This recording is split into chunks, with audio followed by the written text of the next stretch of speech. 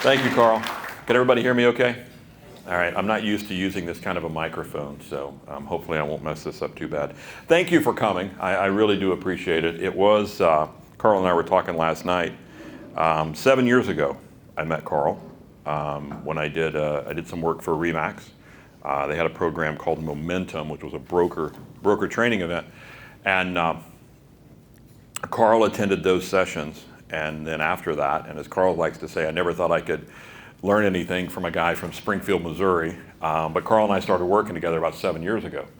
And I just kudos to you guys for the growth of your companies. But more importantly, the value that you bring to your agents, because it's huge. So I think you got to give these guys a round of applause for all that they do. I want to talk to you today about the market, okay? As Carl said, I work with people all over the country, literally from coast to coast, brokers and teams mostly, a couple of individual agents. And I think we would all acknowledge, or let me just ask it this way, raise your hand right now if you're kind of tired of what you've been going through in this market and all of the reaction that you had to do, all of those things that being at the beck and call of your phone and text messages and operating mostly from fear and reaction, right? All that. The sad part of it is it's always been how our industry's always operated. We've always operated from a reactionary standpoint. And I want to talk to you today about being proactive. And I'm going to lay out some things that I see going on in the market that because we were so busy, you might have missed. Some of it with consumer behavior, some of it just where the marketplace is. We'll go out and talk about some other industries and things that have happened in those industries and why I believe if they haven't already happened in our industry, they're about to. Some things that one of the things I will lay out to you, you will not believe that I think it's very exciting when I tell you what it is, because it's causing a lot of turmoil in the industry. But I've been in the real estate business since 1985, all right? I am older than probably 95% of the people in this room. I'm one of the few people, raise your hand, we'll see how many are in my little club here. How many of you, real estate was your first career? 1, 2, 3, 4, 5 of us, right? 6 of us, right? It's all I've ever done. I was actually, my father was a real estate developer, so I was sweeping out warehouses at 5 years old. I'd gone to college on a golf scholarship. We're going to play golf later today. So I'm in heaven. I'm at a golf course, country club. And I was going to be a golf pro. That's really what I was going to set out to do. And not a professional golfer, but a golf professional, somebody that would be working in the pro shop selling you, golf balls and shirts and things like that. And what I realized about being a golf professional is you would work a tremendous amount of hours as an assistant golf professional and make absolutely no money. Like less than no money, until one day perhaps you would get your own club and then you could start making money. And I realized I didn't want to do that, so I thought, I'll get into real estate, right? Where I can work a tremendous number of hours and make absolutely no money at 22 or 3 years old. That really wasn't my game plan. My dad was a developer. I planned on going in business with my father when I graduated from college. I graduated from college, I'm proud to say, because I barely graduated from college. 2.1 grade point average was my stellar college career. It took me 4.5 years to do that, by the way. And I hated college, by the way. I just hated every minute of it. But I was going to go in business with my dad. I graduated from college in December of 1984. My dad sells out, unbeknownst to me, January of 85 and moves to Florida and doesn't offer to take me with him. And I said, well, Dad, what do I do now? You were kind of my plan. He goes, go get your real estate license. You can do that till you figure out what it is you really want to do. So that's what I did. I got my real estate license. March of 1985. And absolutely floundered as a real estate agent. By the time we get to 1989, my son is born, May of 89. My wife looks at me and says, you need to go find a real job. You are never home. You claim you work a tremendous number of hours, but you make no money. This is stressful, and you need to find a real job. And I believe I don't believe in coincidence in life. It's one of my go-to things. I believe in serendipity. I believe that the right people show up at the right time. As long as you know what you really want to do in life, the right people always, every time, show up at the right time. Well, lucky for me, our independent company honestly joined RE/MAX. And 2 people drugged me to a meeting much like this. And I spent 2 days there, and I came home, and my wife said, well, what are you going to do? And I said, just give me 12 months. I think I can figure this out. I've been exposed to things that I didn't really understand. And she said, okay, you got 12 months. Well, 12 months later, my income had gone from $48,000 the year before to just under $200,000 at 27 years old as a real estate agent with an average sales price of $85,000. Okay? And I don't say that like, ooh, look at me, because that was so many years ago. I say that because I'm the kid that barely got out of college, right? And what I know about this industry with all the work that I've done since then, I mean, I was a successful agent. I built a team. I had a team before teams were even a thing.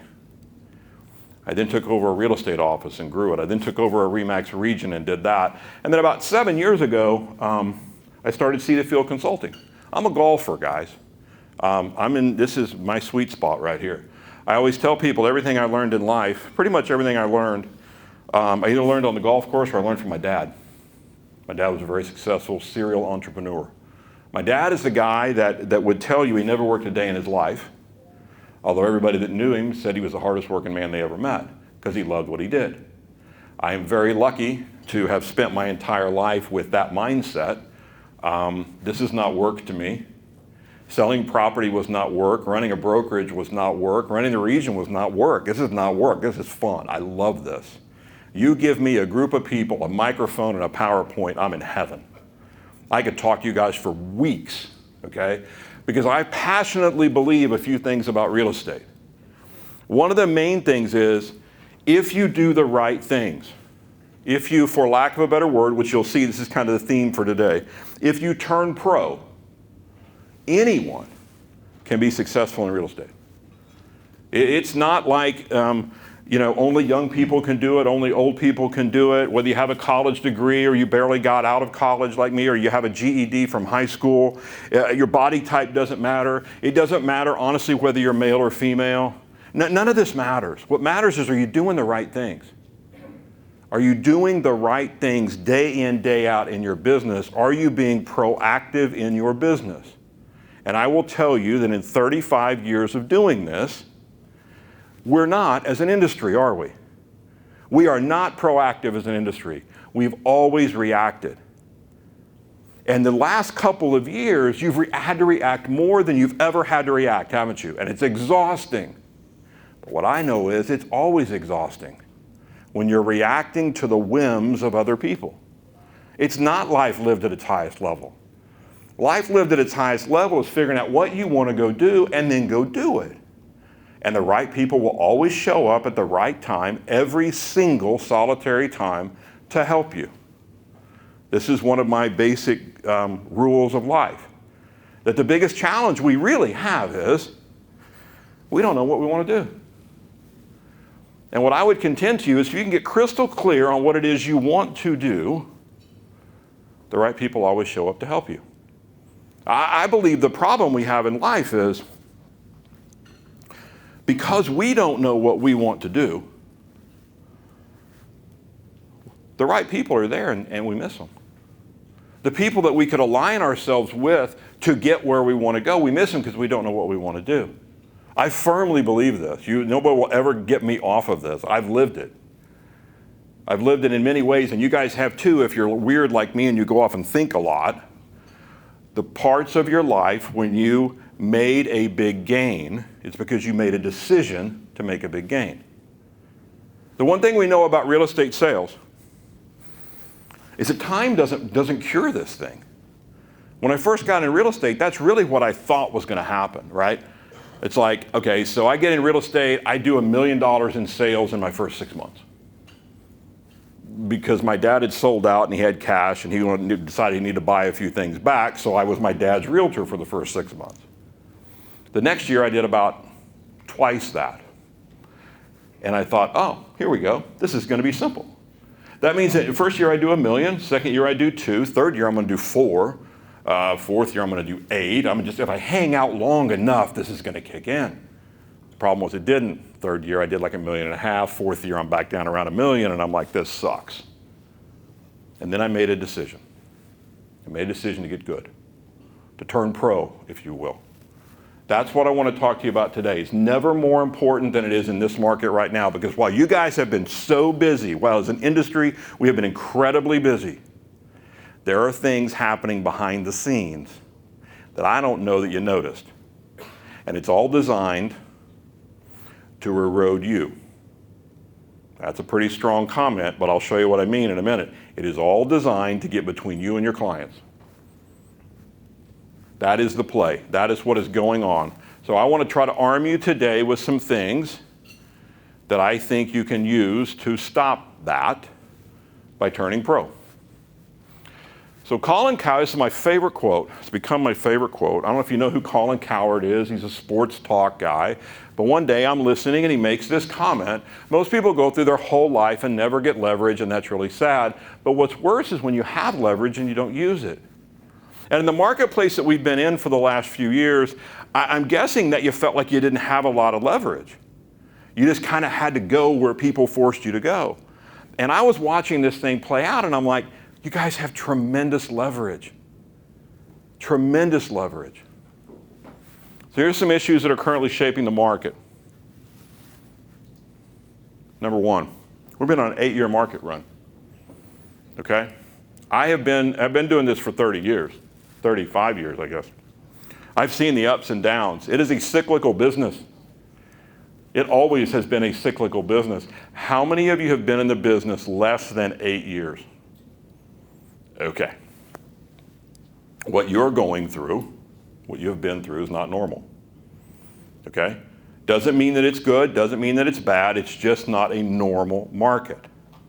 All right? We have been on an 8-year run, which is culminating right now in the last 12 months, right? When all of a sudden the floodgates have opened, right? But we have been building up to this for 8 years.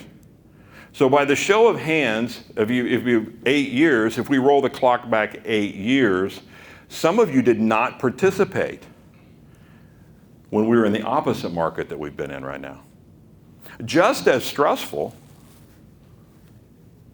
but a completely different dynamic when we were into the foreclosures and you couldn't give anything, right? Right now it's like, give me listings. 10 years ago it was like, I don't want any more listings. These things don't sell. And yet for the true professional, which I know all of you are, I just want to show you how to enhance a couple of things that you're doing today. You were able to pivot and go where the market was. Number 2 is consumer behavior. There has been, in my opinion, a huge shift in consumer behavior, and it deals with cell phones. All right? We have become what I will call the scrolling society. We scroll our cell phones constantly, don't we? Whether it is Facebook, Instagram, TikTok, whatever, we're all staring at our phones, and we're scrolling, right? What is the one thing that happens when you scroll a lot? If something doesn't grab your attention immediately, you move on. Now, contrast that with the traditional realtor model that we've always used and that we're still trying to use today in some cases. We want to acquire some contact information from you, say at an open house, please sign in. We're still using sign-in sheets, right? How many people are still using sign-in sheets in an open house? Come on, okay. And the reality is nobody ever liked signing in on our sign-in sheets. So we would trick them. We would write the fake name at the top, right? Try to kind of grease the rails a little bit, get them to sign in. Nobody ever liked signing in. And then after we had acquired the names, some of which were fake, some of which were real, we would then build relationship with people over time. Remember that? Let me put you on a drip campaign. Let me send you some emails. That doesn't work anymore. If you don't knock my socks off the first time I meet you and show massive value, I will move on. I will move on. That's why you see the conversion rates be as low as they actually are in this industry. Consumer behavior has changed. Now, there's a silver lining in all of this, right? I believe that for everything that's bad, there's a great side to it, right? Because the universe works that way. You can't have up without down, left without right, happy without sad, good without bad. So every time you get yourself in a situation, there's something good in there. But sometimes it means we're going to have to change our behavior because of consumer behavior. So this is, you will never meet this guy, but this is one of the most apropos quotes ever. He said it to me in 2005. The public is tired of underwriting the cost of an ineffective and inefficient services delivery model, and he was talking about real estate agents. He said it to me in 2005. He was spot on in 2005. He could have said it in 1995 and it would have been accurate. 85, 75, 2005, 2015, it doesn't matter. The public, honestly, has been unhappy with the service level that our industry has provided, not you guys, but unhappy with what the industry has provided forever. But they had to put up with it. And the big move is they don't have to put up with it anymore. And they're starting to realize they don't have to put up with it. My prediction is technology ultimately will do to this industry what it has always refused to do for itself. And that's raise professionalism. I don't know how many of you are presidents of your board or state directors or big NAR people. If you are, if you're a big NAR person, earmuffs right now for what I'm about to say. NAR talks a great game of professionalism and code of ethics and this, that, and the other. But if we got professional, what would happen to the numbers of realtors? They would drop. They would have to get out, right? How many of you think there's too many realtors? Raise your hand. Right? See, the industry agrees with this. There's too many of us trying to do this. And yet, what funds NAR? Dues. What funds a state association? Dues. What funds a local board? Dues. So while we talk a great game, the reality is, no, we need a lot of people kind of halfway doing this thing. And so as a realtor, you need to understand when I meet you initially as a member of the general public, you are painted with the realtor brush. And it's not a pretty color. And if you don't blow a hole in that the first time I talk to you, in today's environment, I won't give you a second chance. I will click on in the internet world. I will hang up and call someone else. I will get zip code rotated to another agent. The average Zillow consumer, and I'm going to talk a little bit about Zillow. The average Zillow consumer interacts with 26 different realtors on 72 different pieces of property. They keep scrolling. And how many of you know Chopper Russo? Anybody know Chop? So Chop and I are talking about this one day, and Chop goes, Wayne, he's up in Oakland. He goes, Wayne, it just shows you how disloyal people are to realtors. I go, or it shows you I have to go through 25 crappy realtors to get one good one. And that's where I think this is. So I want to see the ranks of realtors fall. I think technology is the pathway that's going to do it. Technology and a couple of other things. So here's a number of leads, and you may have seen these stats before, but these are pretty amazing to me. So online leads, right? I mean, everybody will tell you that's where the business is now. It's online leads. So in 2011, we had 4.6 million closed transactions in the United States. We had 4.5 million online leads. 3 years ago, we had 5.5 million closed transactions, and we had 89 million leads. This year, we're on pace for 5.9 million closed transactions, but 100 million leads. So what does that tell you? A lot of these leads really aren't leads. They're just humans, right? We're too quick to call everything a lead. We should start with it's a human, right? So every person that contacts you is like a human. You have to determine whether it's a lead. And if you're a professional, you can do that. And you can do it quickly, and you can do it succinctly. But if you're an amateur, which is what most realtors are, you end up working with people forever, right? And then you find out they're not really going to do anything. So here's my overarching quest for the 30 plus years I've been in this business.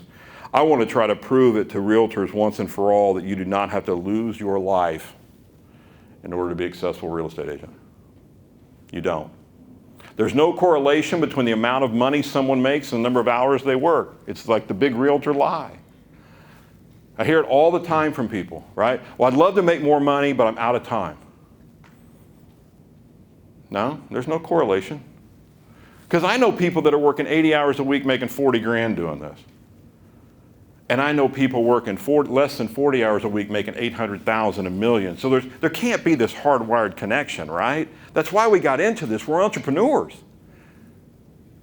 I have a passion for real estate agents and for trying to help people understand that you should be able to spend time with your kids.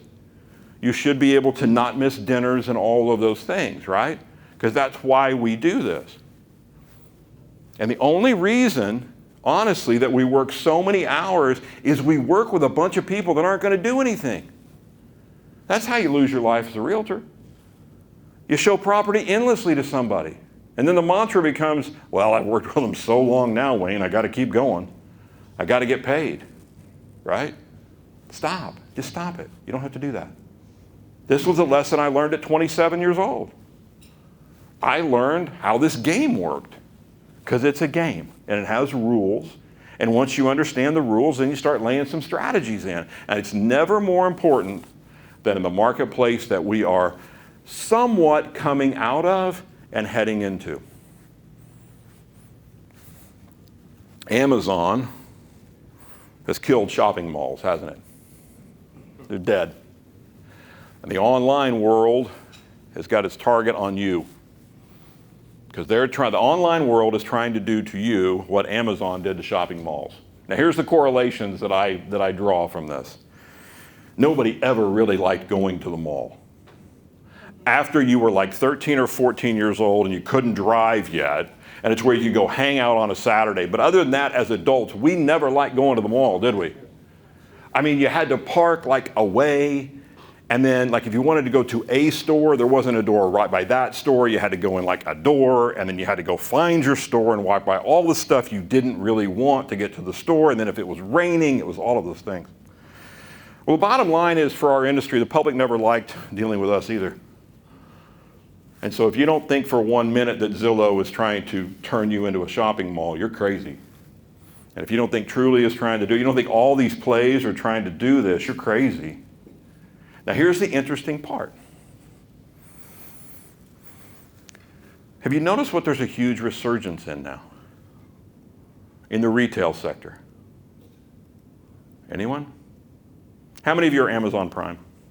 Come on, get them up, let's go. I am too, I do it, right? There has been a huge resurgence in boutique stores. In fact, where I live, there is a mall, a huge mall, that right across the street, about 4 or 5 years ago, they took a shopping center, a normal old 1950s shopping center, they redid it, and it is full of boutique stores, like really cool boutique stores. You can't find a parking place in this shopping center with the boutique stores. You can shoot a cannon across the street at the mall. There's nobody there.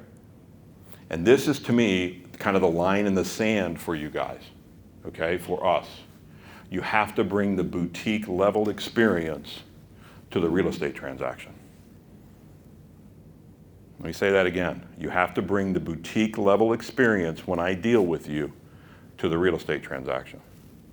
I was in Oklahoma not too long ago and I was talking to people about this, and one of the ladies raised her hand and she goes, I get it. And I go, okay, talk to me. Why do you get it? She goes, well, the other day, she said, it was my son-in-law's birthday was coming up, and I called Mr. So-and-so at whatever clothing store and said, it's Barry's birthday, and next week I'm going to need something. And he said, how much do you want to spend? And she said, well, you know, a couple of $100. He said, one item or multiples? And she said, well, either way, okay, come by at 4 o'clock, I'll have it all wrapped up for you. Because he knows Barry, right? He knows that customer. He's in deep relationship with that customer. Oh, really? Can you hear me now? Oh, there we go, sorry. That's the point where we have to get to. I'll be honest with you guys, I've been talking about this for a long time. It is the line in the sand for you. It's your past clients. You've got to bring a boutique level experience to these people. And the third parties are trying to get between you and your people. And I'll prove it to you here in a little bit. And this is the thing I'm so excited about. Believe it or not, I'm a weird guy. How many of you know about the DOJ NAR lawsuit? Raise your hands. Okay, see, as an industry, y'all should know about this, all right? It started with a class action lawsuit against NAR. Interestingly, in the state of Missouri, I discovered we are a very great place to file a class action lawsuit. Apparently, we're very class action friendly, because I actually got served on this lawsuit. I actually got served, so I've read the lawsuit, right? Dealt with buyer agent commissions. The whole crux of the lawsuit, if you boil the lawsuit down, here's what it boils down to for those of you who don't know about it. The claim is that sellers are being coerced into paying fees to an agent who's not representing them. All right? That's the claim. So this came out about 3 years ago, and the first market to react to it was Seattle, Washington, where I have a client. They called an emergency session in Seattle of their board, and they changed the rules. And the rule change was this: absent a buyer agency agreement prior to showing the property, you had to accept whatever the listing agent was offering. And immediately, all the listing agents started offering $500. Okay? Because here's the elephant in the room, right? How many of you use buyer agency agreements? Raise your hands. It's available in Jersey, right? Wait, raise your hands again. You use buyer agency agreements. Okay? Raise your hand one more time. You use buyer agency agreements, and you get them signed before you ever show property to anybody. And one person's hand remains up. You see the problem? So here's where this thing is. And this is not by happenstance, right? There are moves that have been made over the last few years while you guys were so busy selling houses. And there's people behind the scenes going, and I used to have a quote, I've got it in another presentation. Venture capitalists, multiple venture capitalists about 5 years ago said that we feel that real estate is ripe for disruption because they're really disconnected people, and we think there's a lot of money to be made in there. Well, venture capitalists are not stupid people, right? So out comes this DOJ lawsuit. And basically what they did in Seattle was they said, you've got to have a buyer agency agreement signed before you show the property, or we're not going to pay you. And then that rolls into, well, what's my value to a buyer? Because this is when my client called me. He started doing classes on the legal part of it. And then he called me and he's like, okay, we got another issue. I go, let me guess. Agents can't figure out what value they bring to the table. Therefore, they don't know how to get a buyer agency agreement signed. And he goes, you're exactly right. Now, here's why NAR's fighting this so hard. I hope nobody's recording this and sending it to Washington, D.C. Here's why they're fighting it so stinking hard. If you look at the numbers for any board of realtors, the top people will be more heavily skewed to the listing side of the equation than the buyer side. And when you go to the bottom 2/3 of realtors, what will you find? Very few listings and tons of buyer sides. That's why NAR's fighting it so hard. It's like, oh my gosh, this could raise professionalism in the entire industry. I think it's freaking awesome, right? Because it'll finally get rid of the people selling 2 or 3 houses a year because they can't up their games. I'm going to predict to you that in the next 5 years, your buyer presentation skills will be just as, if not more important than your listing presentation skills. See, we've always had, it's really funny to me. There's a state law in every state that says you can't list a house without an agreement. There's no law in any state that says you can't work with a buyer without an agreement. Now I'm weird. I think a lot. I'm like, and why would that be? It'd be better for the consumer if you had an agreement. Why is it that we haven't pushed this? Because it would get rid of a bunch of real estate agents. Now, everybody, raise your hand. Would you like to get rid of a bunch of real estate agents? Half-baked, don't have a clue, don't know what they're doing. Okay. All right. So there you go. So once again, right, the powers that be are in a little bit of a conundrum with the members, shall we say. Okay.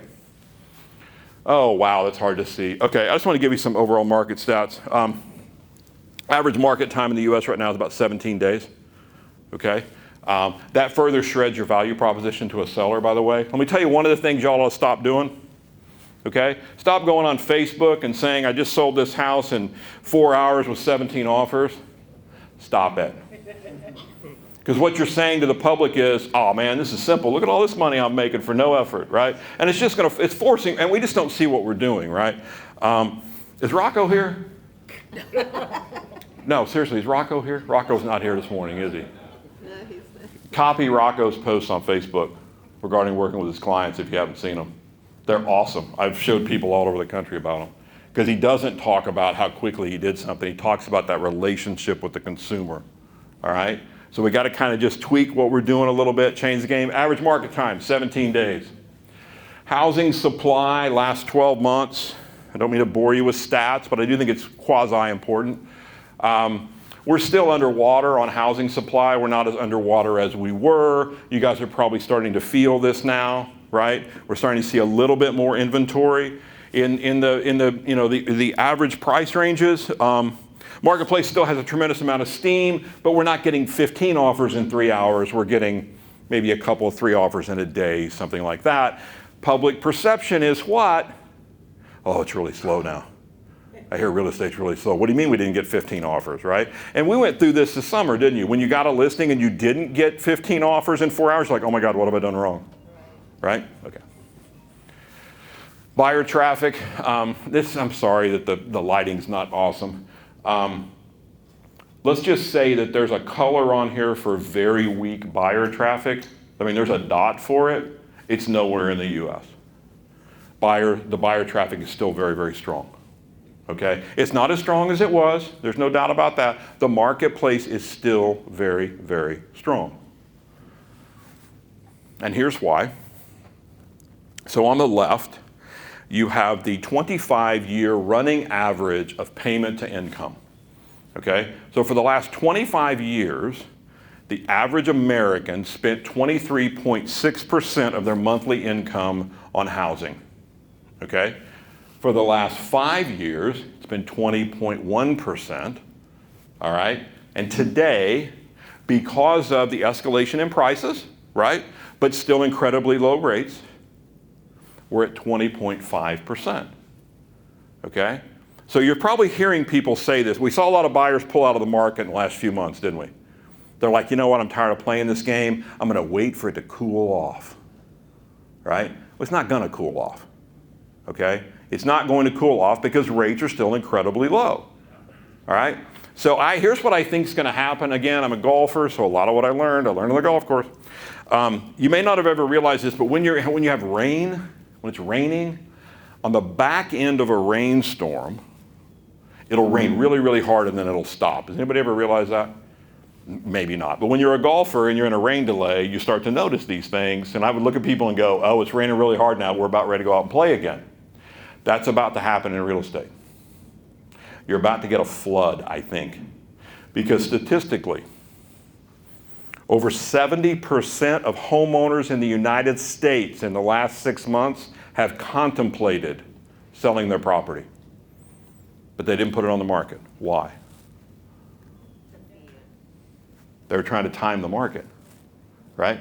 Biggest investment most Americans ever have is their personal home, isn't it? It is their biggest asset.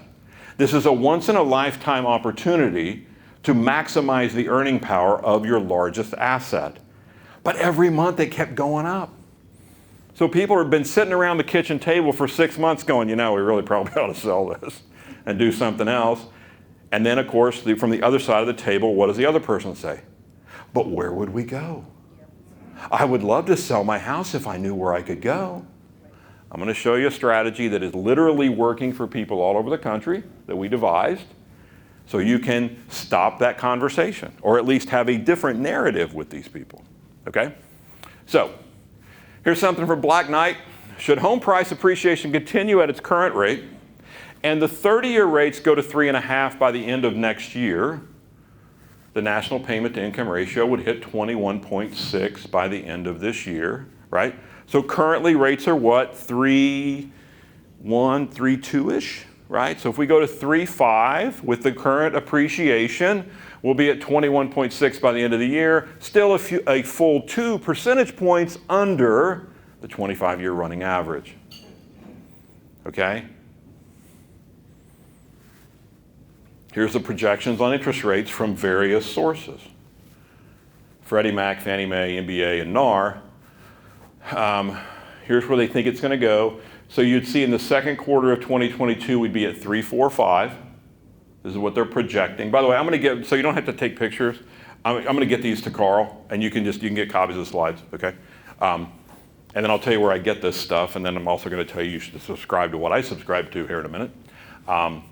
And then we could go to 3.6. But the bottom line is housing is not as affordable as it was a few months ago. But housing is still incredibly affordable.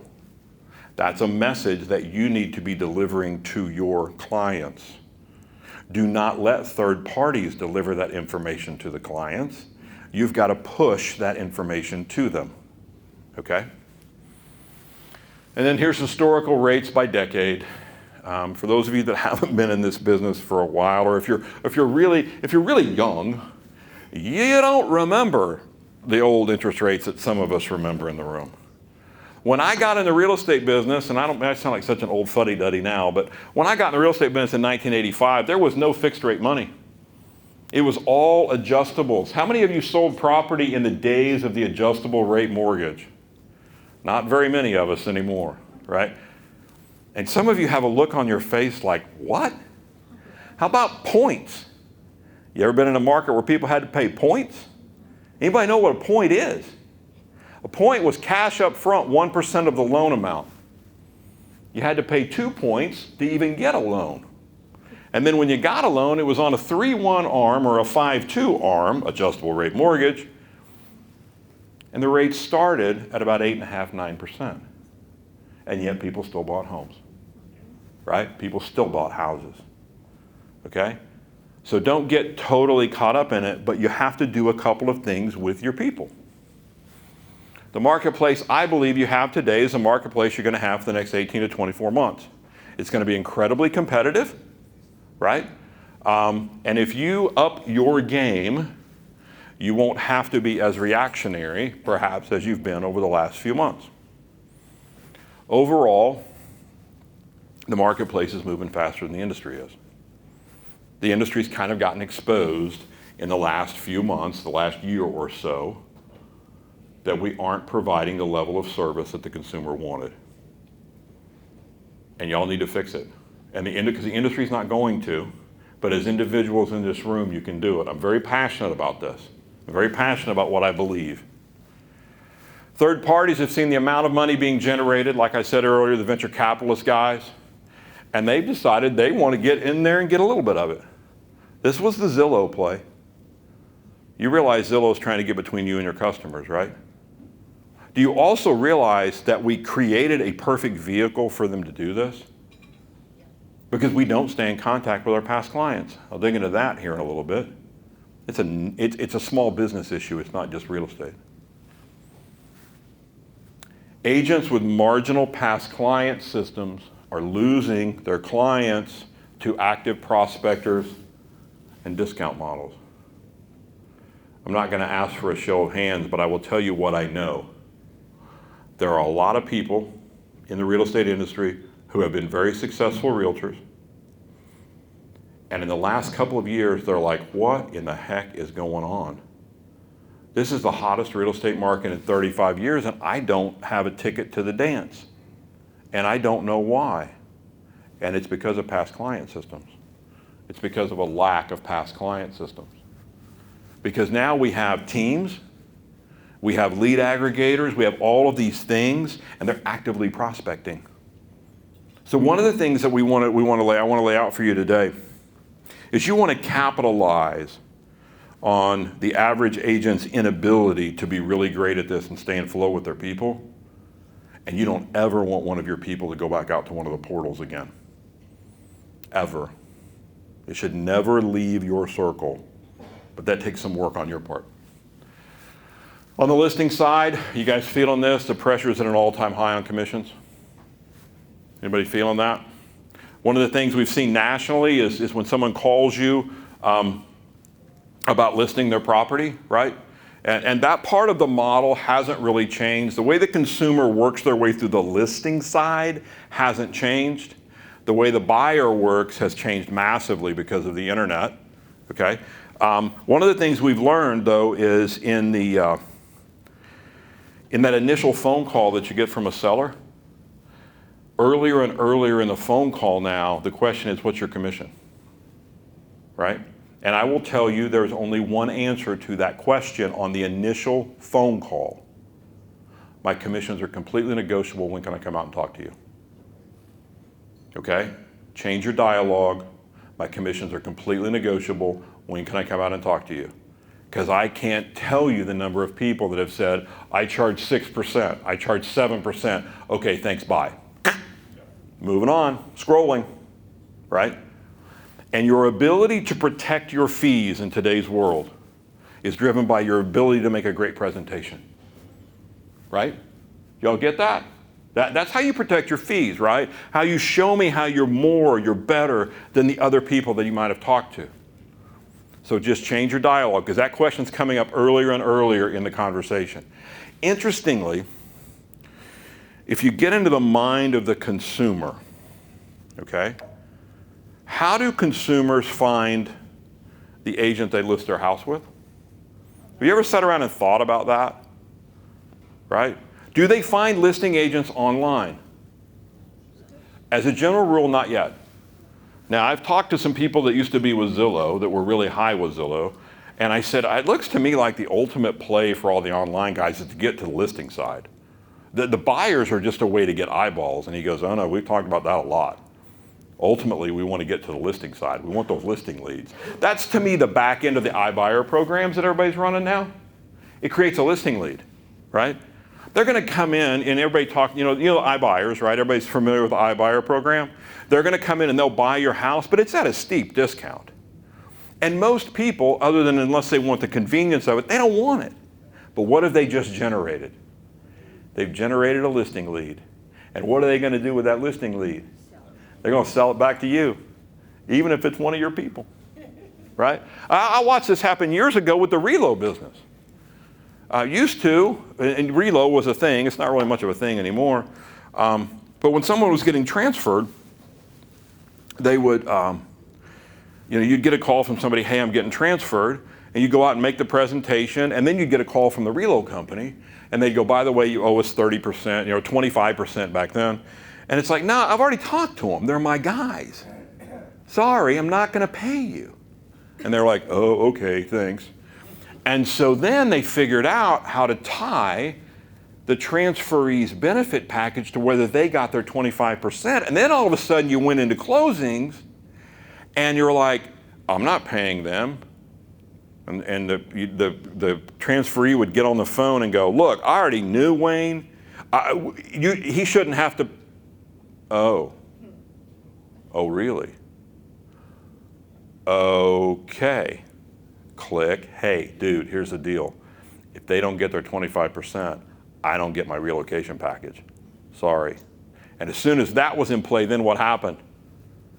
30%, 32%, 35%, 40%, 42% fees. That game was played 20 odd years ago, right? Those of us that are around remember this. What you're seeing happen today, I feel like such a downer guy today. I'm going to show you some strategies in a second. All I'm saying is that what's happening today has always happened to this business.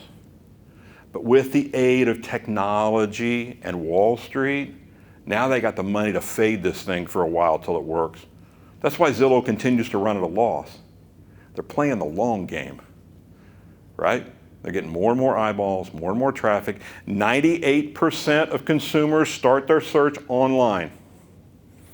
And how many people read the NAR profile of buyers and sellers? Raise your hands. Okay. 2 of you, 3 of us in the room, okay? So NAR publishes a deal every year, and it's their profile of buyers and sellers. It's free. If you go to realtor.org, which is the NAR website, in case you didn't know, okay?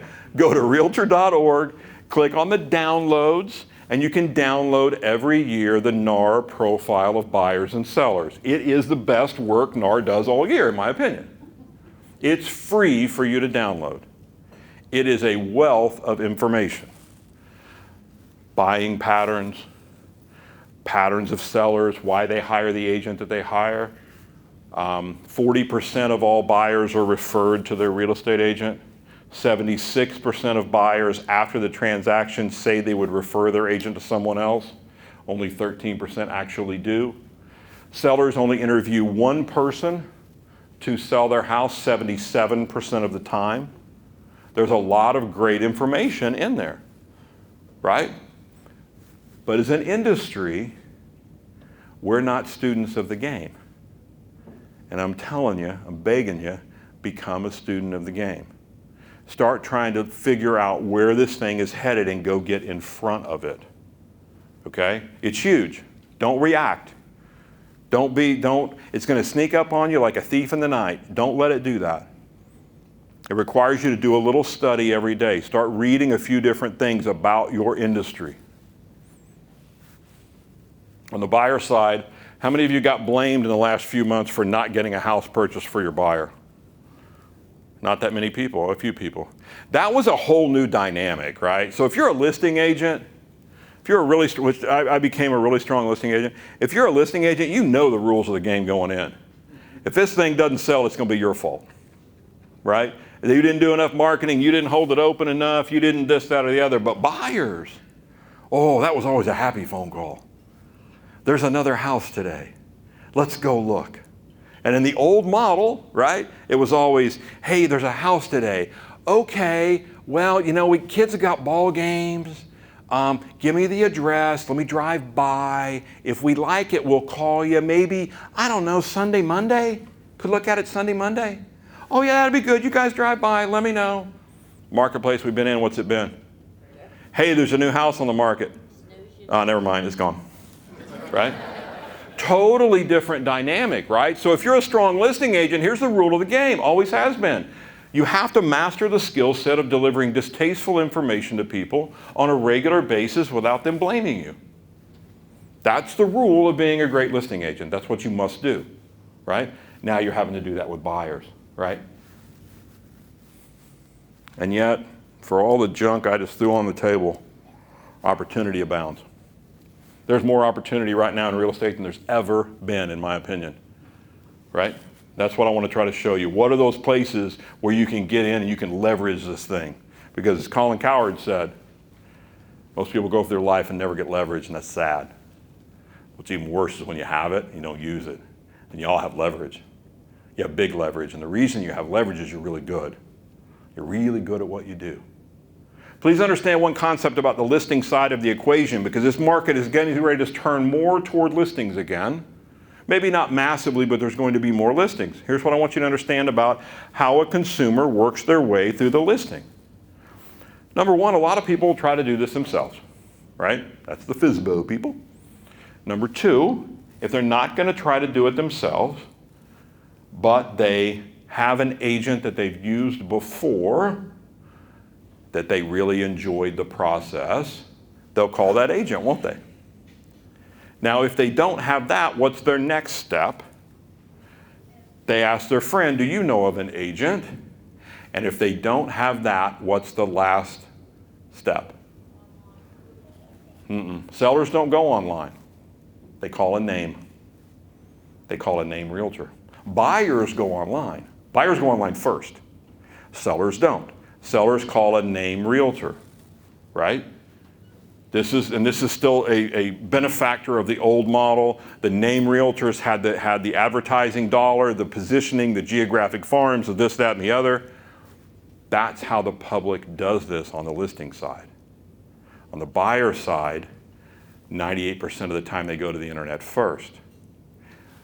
Interestingly, in the NAR profile of buyers and sellers up until this year, it not only laid out that 98% of the people went to the internet, it showed you which portals they went to. Oh, guess what happened this year in the report, last year in the report? Oh, because I looked for them. All those slides were stripped out.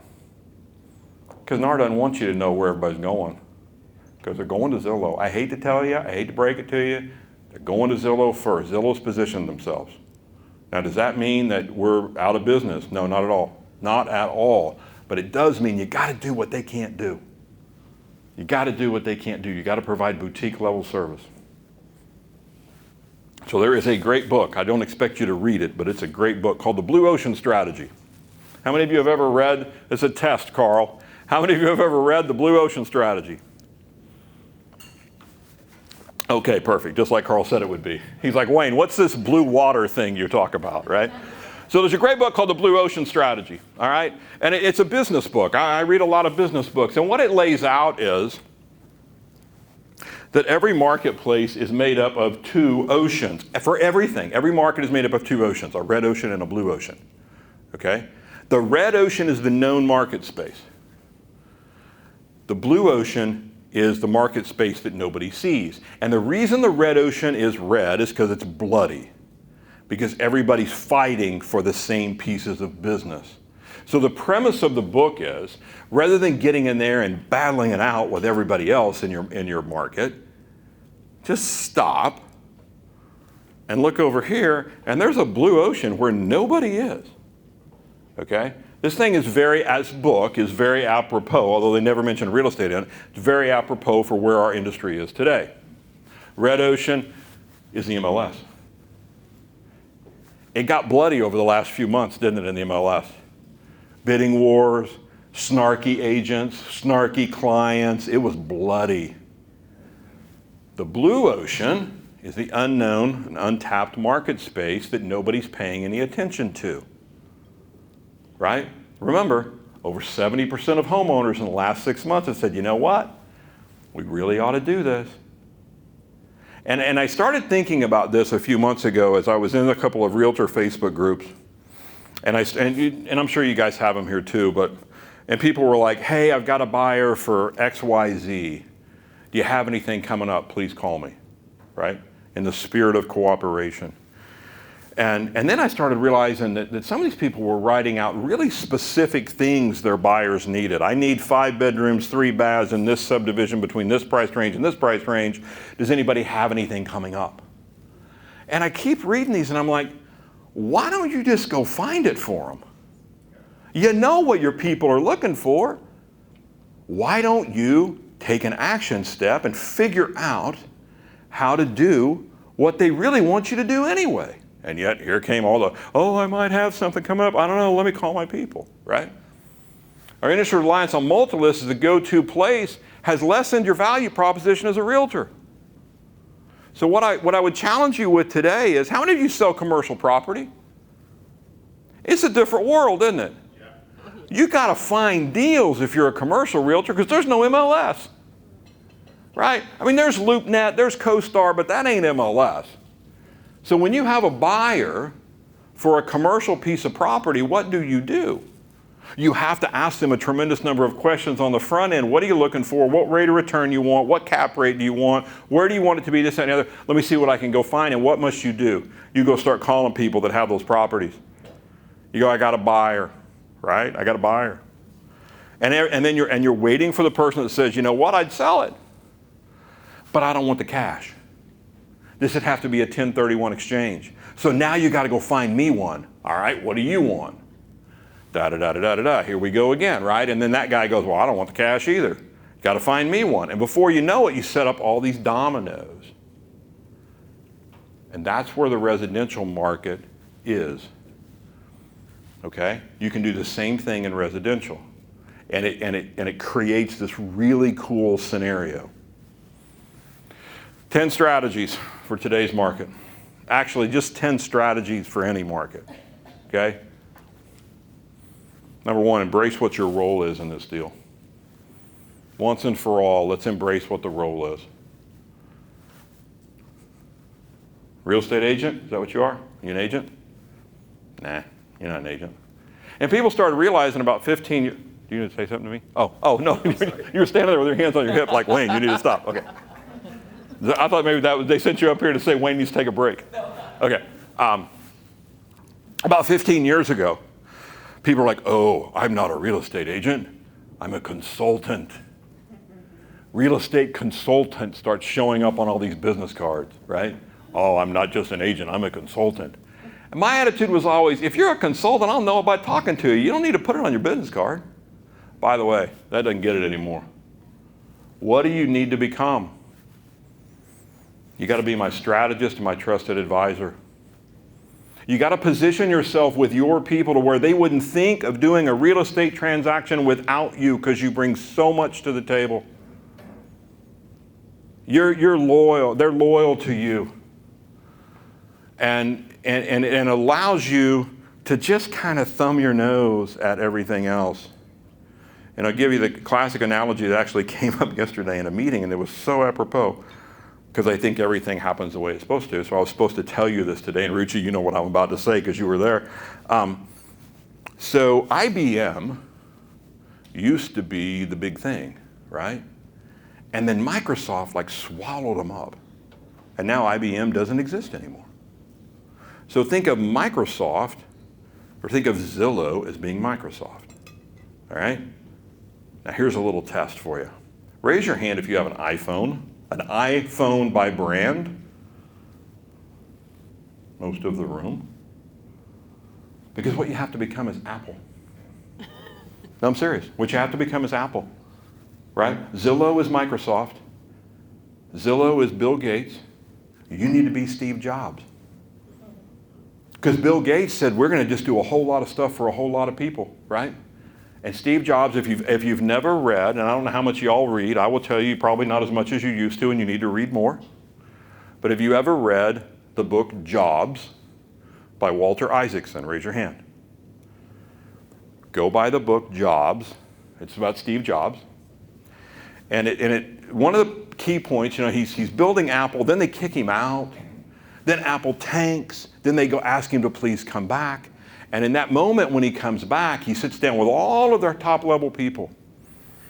And he's like, what are you guys thinking about? What's the plan for the growth of the company? They said, we've come up with 100 products that we can build. And Steve Jobs goes, no, we're not doing that. And he takes a whiteboard and he makes a big plus mark in the whiteboard. He goes, we can't crush more than 4 things. So I don't want 100 things that we're kind of good at. I want 4 things that we really know all about. That's where the iPad came from. That's where the iPod came from, was out of that meeting, and 2 other things that I don't really remember exactly what they are. But people that are Apple people are like Apple people, right? It's like, I'm an Apple person. Do you have that level of confidence from your clients? Do you have clients who say, I would never do a real estate transaction without you? Do you have clients that when one of their friends gets in real estate, they look at that friend and they go, good luck to you. I hope you do well, right? Wayne's my guy. Wouldn't think of doing a real estate transaction without Wayne. Been my guy for a long time. Do you have that level with your people? You need it. You need it more now than you ever have. By the way, it's what the consumer always wanted anyway. It's what they really wanted. They really wanted us to go find the house that they really wanted, rather than us trying to pitch them on what was available in the market right now. Right? Is it possible for you to find the house that I really want? Is it possible for you to find my perfect house? Well, yeah, it actually is. So just create your own blue ocean. Let everybody else go battle all this crap, right? We haven't mastered the basic skill set or gone back and sharpened up the basic skill set of sales, which is scripts and dialogues. We're not good at it. And we need to get good at it. If you want to go work that book of business, you better get really good at it. I've got a team in Oklahoma, and And if you look statistically at this thing, you got 100 million leads, you got 6 million transactions, so 94% of the people aren't any good in an online lead. So if you're getting 6% of the people to do something, you're killing it, because statistically it tells you there's no more business to be done. And these guys are at 7.9% as of right now. 7.9% of Zillow leads. It is a very profitable machine for this team. He pays through the nose for the leads. He gets it. But because of the way his model is set up, he's okay with it, because they've done 300 closed transactions so far this year, and 180 of them have been repeat and referral, because that's really where their focus is, okay? These are the things that are playing out in the industry that I want you to understand. Create your own blue ocean. Your blue ocean is the people you already have. Here's a letter. As a result of me being in these Facebook groups, I'm like, why don't you just go find these houses? So I wrote a letter. I crafted a letter. And I'll send you a copy of the letter if you want it, if you'll use it. It works. And I won't tell you it works every single solitary time, but it's crazy how often it works. I was just talking to a client yesterday. He said, I sent out 80 letters, 80 of the letters. I go, how'd it go? He goes, I got 8 inquiries. I had a guy in New Hampshire. He sent the letter out. He needed waterfront property, 850 to 2 million. He sent the letter out. He got 6 inquiries from people. So here's what we've learned from this, okay? And one of the $2 million sellers of waterfront property in New Hampshire replied to a letter written by a guy in, Hooterville, Missouri, right? Because of, and he made the comment to Andrew, he said, I get letters from people all the time. Yours was different. And the only thing we can figure out that's different is it says, please understand this is not a fishing expedition trying to secure listings. I really have a buyer who loves your neighborhood or your street or your house, and I'm working hard to help them find their dream home and location. Include with the letter, if your buyer will let you, a copy of their pre-approval letter, if they're getting a loan. Or perhaps their cash position, if you, and obviously black their name out, right? When you get a response, be prepared for this, because this is what people say statistically. Do you really have a buyer? You're just out trying to get listings. No, I really have a buyer. Sent you their letter, right? Do not, and what these people will say is, well, here's my address, have your buyer drive by and then let me know. No, when can I come out? This is a buyer I have an agreement with. I know exactly what they're looking for. I'll be able to tell you whether your house is a fit for theirs or not. So what you've done is exactly what Zillow is doing with an iBuyer program. You've created a listing lead for yourself. You've operated in the blue ocean. Okay? This is what a commercial realtor would have to do. And it's what we must do today in this industry. Okay? There's a lot of money out there. Here's what we found. One time, out of all of the people that I've had send out this letter, one time have they gotten a call from another real estate agent who said, my client got your letter and wanted me to call you and find out about the situation with your buyer. It's happened one time. And guess who the seller was? Swear to God, true story. It was the agent's mom. Other than that, what we're seeing happen is these people do not feel the need to pull their previous agent into the transaction. They're going straight to the person that actually had the buyer. Okay? So I want you to implement this strategy every time you have a buyer. This is the blue ocean strategy for buyers. This means you're going to have to spend your money working with a buyer, and that's how it helps you get the buyer agency signed. Is like, look, if you'll hire me to represent you, here's what we'll do. I got this letter. I want to sit down with you. I want to talk exactly about what you're looking for. I'm going to send this letter out. By the way, we might also go drive the neighborhoods you really want, and you point to houses. I'll go see if I can get them to sell them. I got a buddy that has done this. He's done this for as long as he's been in the business. He would just take his buyers, like, okay, you want this subdivision? Yeah. Point to the houses. Which ones you want me to find out about? He did it last year. And in our market, average sales price is about $210,000, right? I know, it wouldn't be worth your guys' time here, but $210,000, that's what we do in Missouri. And he was laughing, and he goes, I took my buyer out to Ravenwood South. There weren't any houses on the market. And I said, all right, start pointing like I always do. And they pointed at a house, and I went up and knocked on the lady's door the next day, said I had a buyer. They're looking for the neighborhood. It's the only place they want to be. They specifically pointed to your house. She goes, wow, this is so crazy. I was thinking about putting my house on the market in the next couple of months. He said, well, would you? She goes, oh, absolutely. $600,000 sale, both sides. He goes, yeah, old school stuff doesn't work, Wayne. Right? He's a very proactive person. Have you ever done that for a buyer? Have you ever thought about doing that for a buyer? Yes. Did you think about doing it and it smelled too much like work? Did you think about doing it, and Olivia and I were talking about this last night. Did you think about doing it and thought, oh, I don't really want to spend like a couple $100 on postage? Okay, I'm going to say something that's probably going to offend tons of you. I'm going to say it anyway. Y'all make tens of thousands of dollars for very little effort. Let's be honest. When we actually get paid, it's for very little effort. Right? I mean, the hourly wage that we get when we actually get a check is astronomical.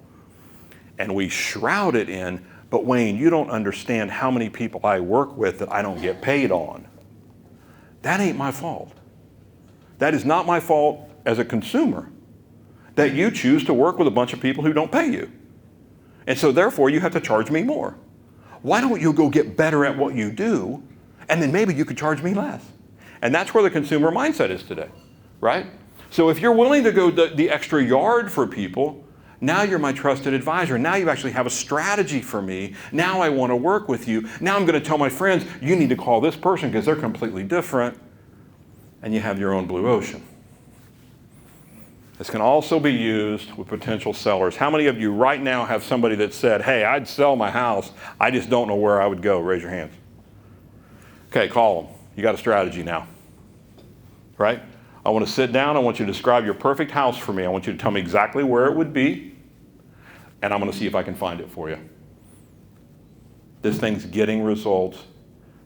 Not every time, but it's getting results a lot of the time, okay? This is how you protect yourself in this marketplace right now. It's a little bit different. I understand. It sounds kind of old school. I understand. It's not like some sexy Facebook addy kind of thing. It's like doing the work, right? Understand your value. It's interpretation of information, guys. It's not information anymore. That ship sailed a long time ago. The value of a real estate agent used to be information. In fact, you couldn't get information without us.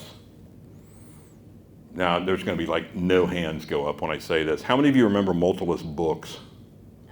Oh, a few of us, okay. So for those of you in the room who are like, what? Okay, so there used to be, in our market, there was a book that was published every 2 weeks. It was like your realtor Bible. It was where all the houses were, right?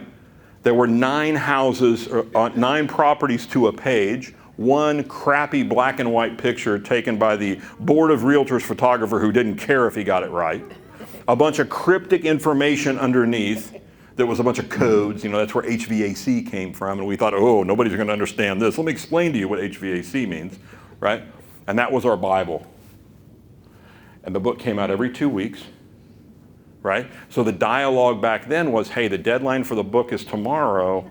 If you want to get in the book, which is a big deal, we need to go ahead and list tonight, because if you miss the book deadline, it's going to be a month. You ever wonder why realtors toured?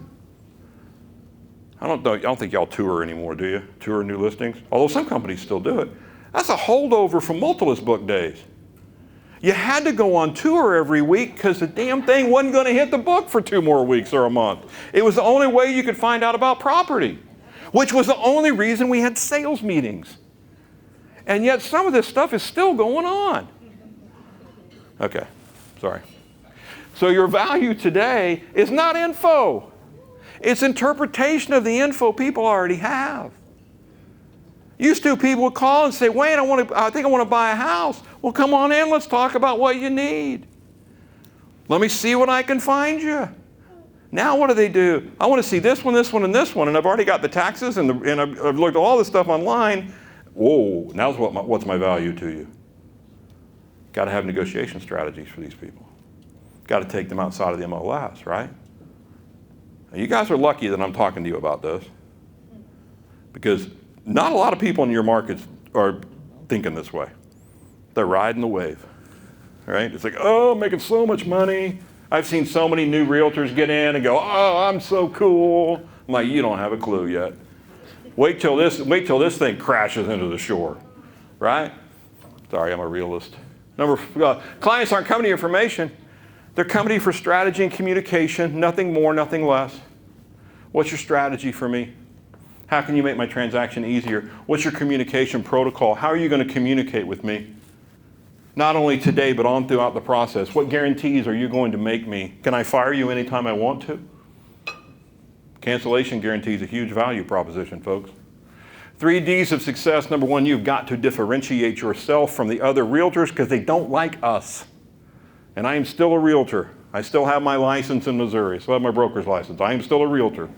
I'm a dues-paying NAR member. You have to defend the people you already have. And along the way, you better go disrupt somebody else's business. Now this happens really whether you want it to or not. We've always known that in real estate, if you get in the business and you know a lot of people, well, you'll do business, won't you? We see it happen all the time. They just knew they're really sweet, and they just knew a lot of people. And it went and disrupted somebody else's business, didn't it? I mean, how many times have you had somebody and you thought they were your guys, and you drive by their house one day and somebody else's sign's in the yard? And it always seems to be somebody you've never heard of who just got in the business. They just disrupted you. So by the simple fact that more people get in the business, does that mean that there are more real estate sales? No. There's 1.5 million realtors now. There's still only going to be 5.9 million sales. We're just slicing this thing up more, right? So you have to protect home turf. When you do all 3 of these things, when your focus is to do these things regularly, you have a sustainable business model. And until you do that, your model's going to go like this, isn't it? It's like, I got a lot of money, I got no money. I got a lot of listings, I got no listings, right? Up and down and up and down and up and down. And that's because we don't do some pretty basic things in our lives. We don't run our lives, do we? It's almost like a realtor mantra. I want you to run your life. Life lived at its highest level is when you run the stinking thing. You ever been around somebody that really runs their life and watch them? Because they're out there. I've been very lucky. I've been able to hang out with some pretty cool cats, right? And my regional owner, a guy named Dennis Curtin, specifically, we were in Montana. I got to tell this story because it was a massive lesson for me. So I become regional director of the RE/MAX Mid-States Dixie region in 2008, I guess it was. I'd taken a real estate office, turned it around, much like what Carl has done, although not to the level Carl has done. And Dennis called and said, I'd like you to run the region.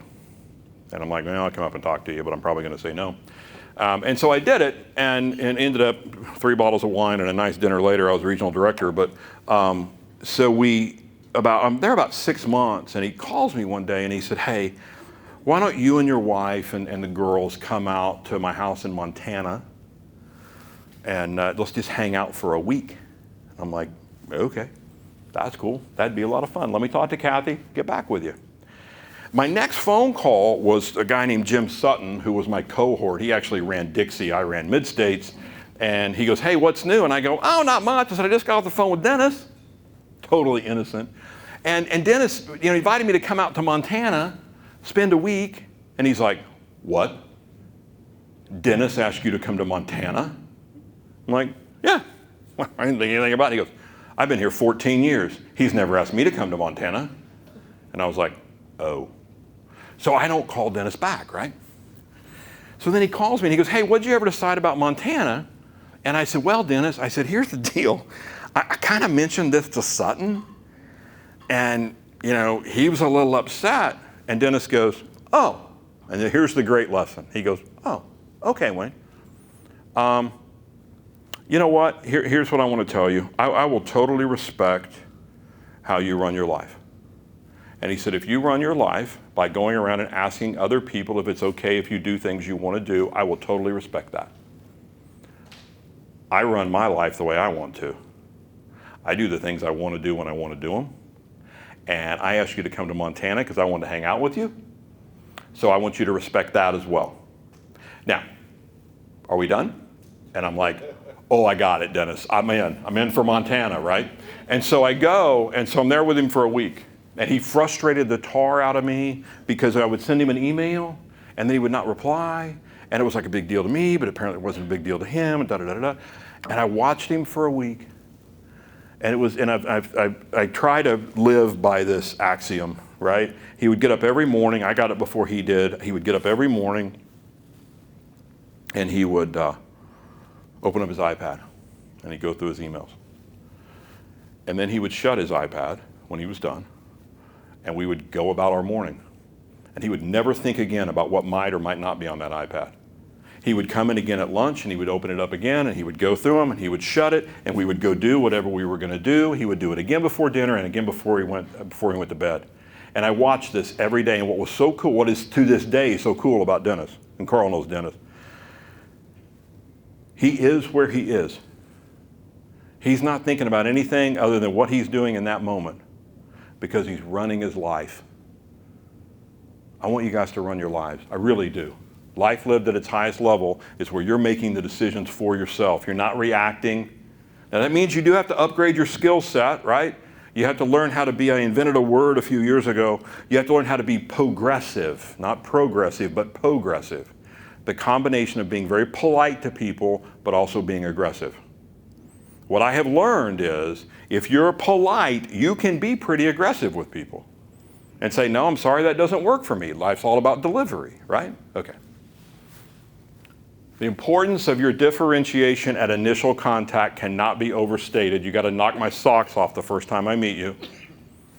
And no matter what the lead source is, you've got to show value at initial contact.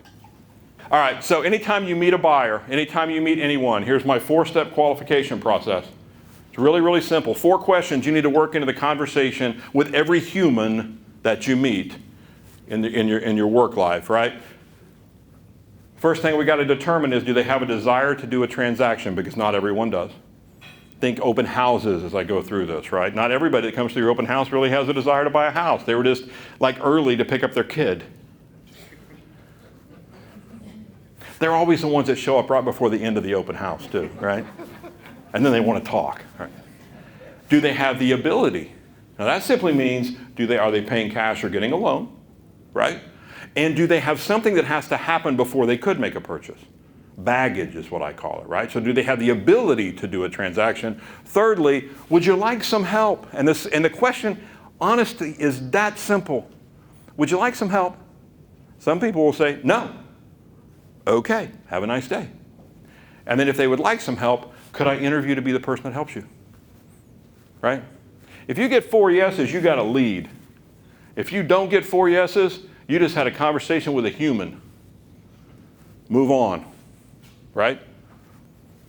But if you get 4 yeses, book an appointment for a buyer consultation or a listing presentation based on how the conversation went. Now, in order to do this, you're going to need questionnaires. How many of you have buyer questionnaires and listing questionnaires? Raise your hand. Everybody in this room needs to have these. So you can get them. All right, Carl's going to have them. He probably already has them. This is like the crib sheet notes, okay? So the key to being able to convert leads is internalized dialogue, okay? So that you don't have to worry about the next thing to say, or you're not afraid of saying the wrong thing or offending someone. It's so rote, it's so internalized in you. I changed my life calling expired listings. That was really how I did it at 27 years old. I learned the dialogue of an expired listing, and it became internalized. I would go into the office every morning, and I would start calling expireds, and I would say, hi, this is Wayne Fredrick with RE/MAX. I noticed your home showed up as expired this morning, and I was just wondering, are you going to be relisting with the same agent or possibly interviewing any new agents? There was only 6 possible answers to that question.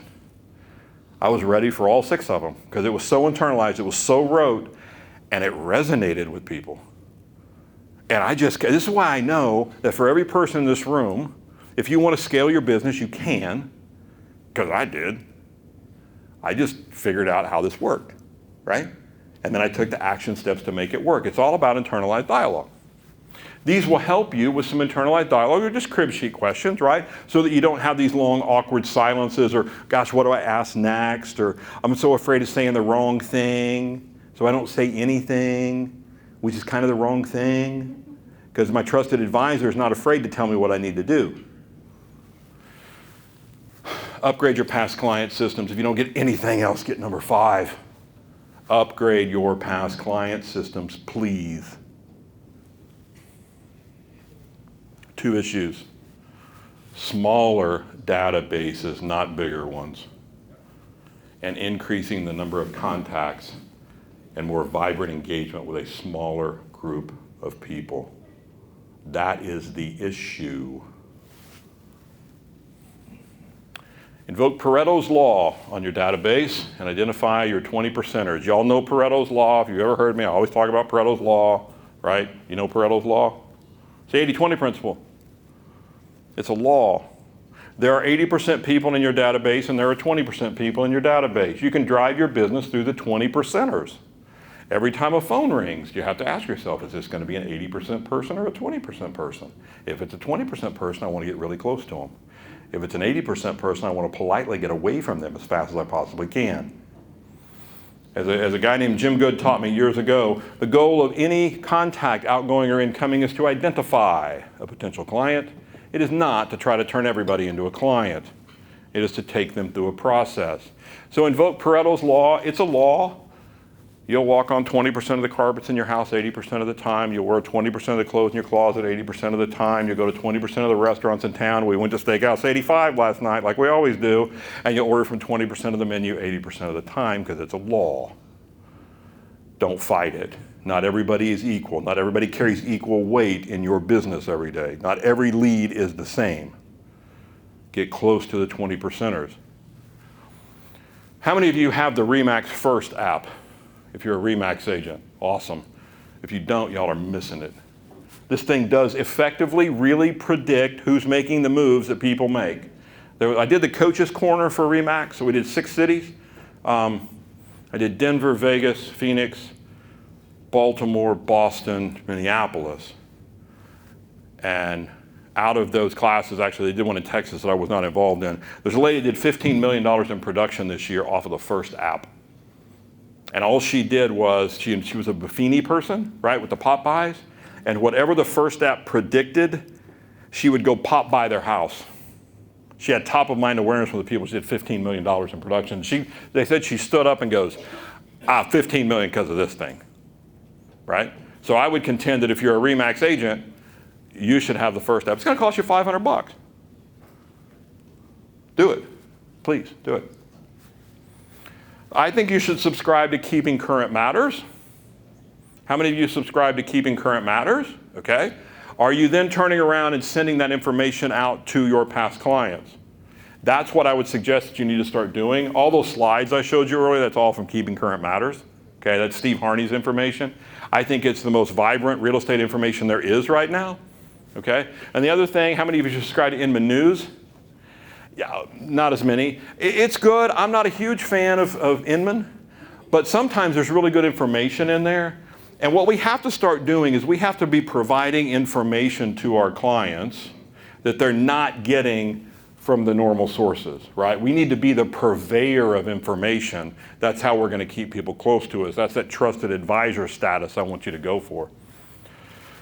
How many of you have a closed Facebook group for your past clients? One person? Look into doing that. I have a client in Cypress, Texas, Jennifer Dodds. She has a Facebook group called Jennifer's Raving Fans. And it's where she does promotions for her clients. She invites them to things. They post back in how wonderful she is, right? And she controls it. Some people are always in like B&I groups, those business networking groups. This is like a business networking group. You just control yourself, right? You've got to fortify your past client relationships. Because as I toured,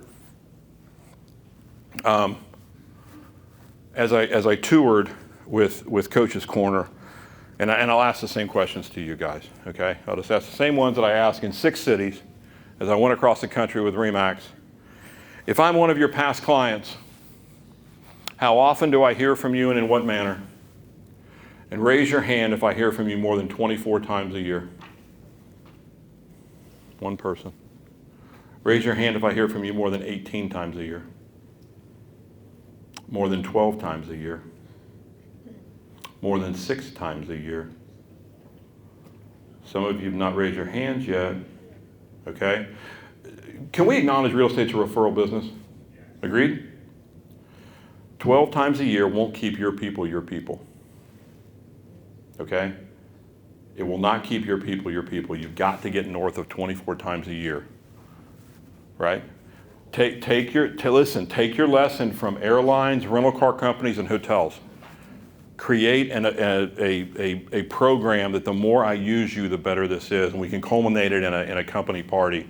I'm actually talking about this in an hour on my Wednesdays with Wayne thing, if anybody goes to that. That's what we're going to talk about. Number 6, embrace video. How many of you embrace video? You know that 90% of sellers surveyed said that their agent did a poor job with video of their home.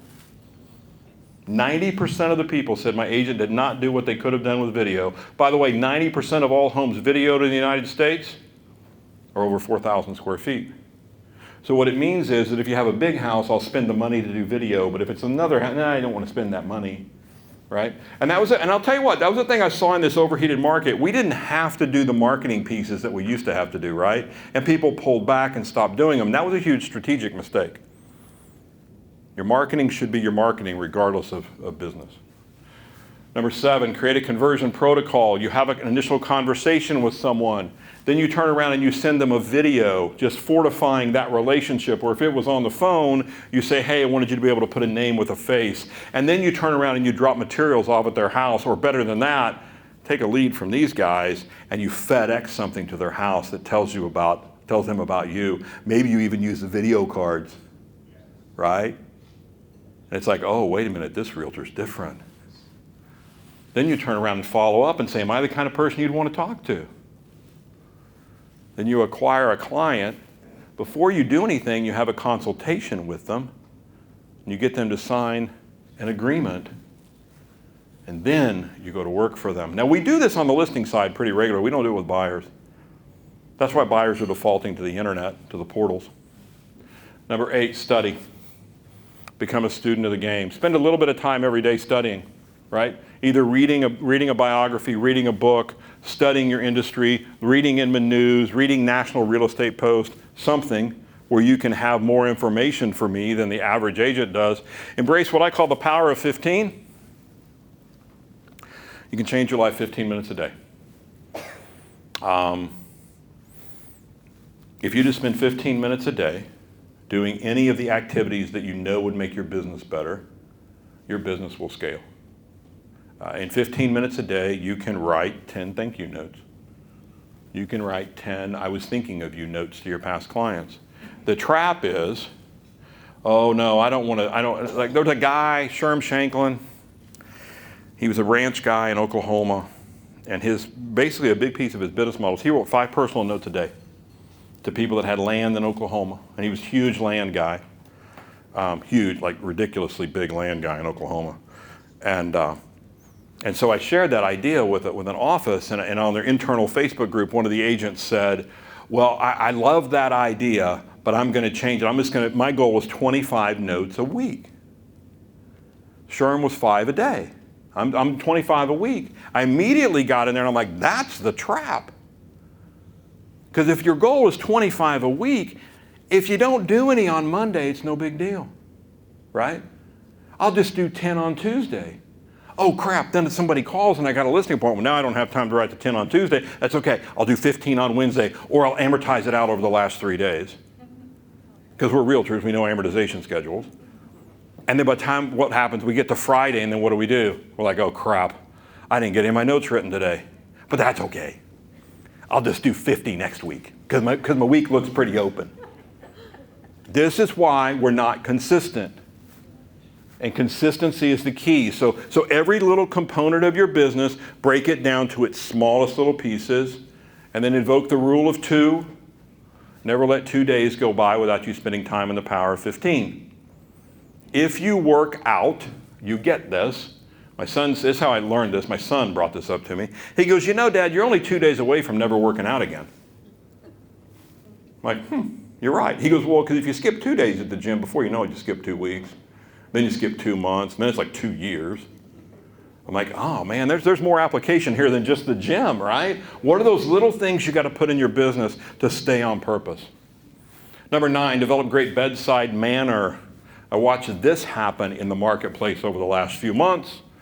Explain the process to people early before the actual transaction, because this thing got so much steam, you didn't have the ability to explain why you were doing what you were doing in the heat of the moment, because we got to write this offer. And I had a very good friend that lost, he doesn't know it, he lost a huge client over this. Because he said, we've got to come in at more than what they're asking with an escalation clause. And they said, why do we have to do both? And he said, look, in this market right now, we got to do what we got to do. And they did it. And she happened to be a friend of my daughter's. And she said, and we will never use him again. And it wasn't that his messaging was off. It wasn't that his strategy was off. It was his delivery of the strategy. So strategy without proper delivery is pointless. Your delivery of anything in life is just as important as what you're delivering to me. Number 10, turn pro. Just turn pro, guys. Look at this. I got 4 minutes left. Where'd Carl go? He'd be so proud of me. Turn pro, right? And what do I mean by that? These people are true professionals, aren't they? So Steph Curry, the most prolific three-point shooter in the NBA, Michael Phelps, Serena Williams, Warren Buffett, Steve Jobs. What's the difference between those guys and you? Nothing. Not one stinking thing. The only thing they do that we don't, they practice more. So I would tell you that you have chosen real estate sales as your field to be elite. And that is no different than Michael Phelps in the Olympics. That is no different than Steph Curry in the NBA or Steve Jobs with Apple or anything else. This is your chosen field to be elite. And my mindset says, if you're not going to be elite, get out. Now, what does an elite athlete do? They practice. They practice a disproportionate amount of time for the amount of time they're actually on the playing field. And what do we do as realtors? We don't ever practice. By the way, practicing for a realtor, what's it called? It's called role playing. Oh, we don't like that. So we're role playing with real live humans in the field, and it's costing us money. Anybody know the name Jason Whittle? Obviously, you don't know lineman that played for the Giants. So Whittle was a lineman, and now he's a RE/MAX owner. And I was given this presentation. He played for the Giants for like 12 years. And I said, Jason, I said, as an NFL player, what was the relationship of practice time to minutes on the field, right? And he goes, I don't know. And he calculated it. It's 1,186 to 1. 1,186 minutes of film and weights and preseason training and all that to 1. He goes, the most frustrating thing about being a professional athlete was people would come up to you and go, you get paid millions of dollars, you're only on the field half the time. They had no idea what we went through. We need to do what the pro does, right? This is your chosen playing field to be elite. And it's no different rules than the professional athlete plays by. Great book called Turning Pro by Stephen Pressfield, one of my favorite authors. He said the sure sign of the amateur is he has 1 million plans, and they all start tomorrow, right? So then let's go through what Pressfield says about people that are pros.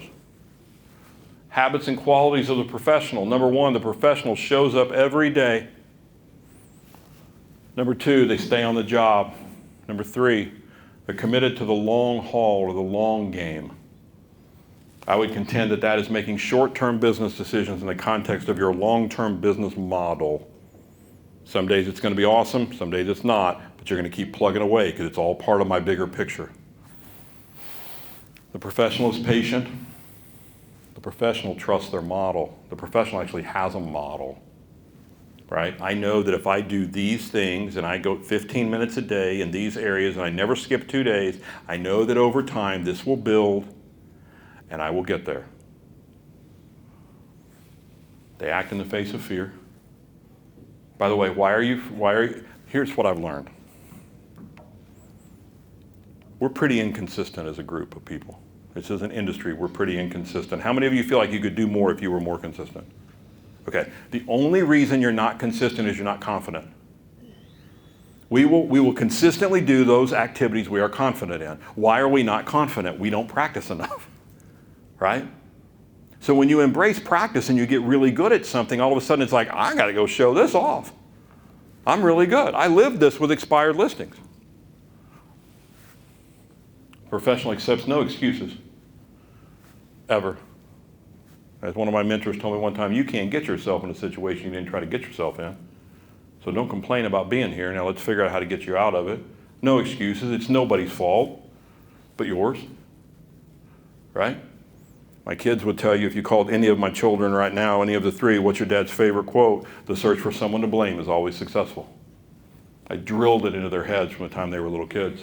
Number 8, the professional is always prepared, right? Never shooting from the hip, always prepared. Number 9, they master technique. They do not hesitate to ask for help.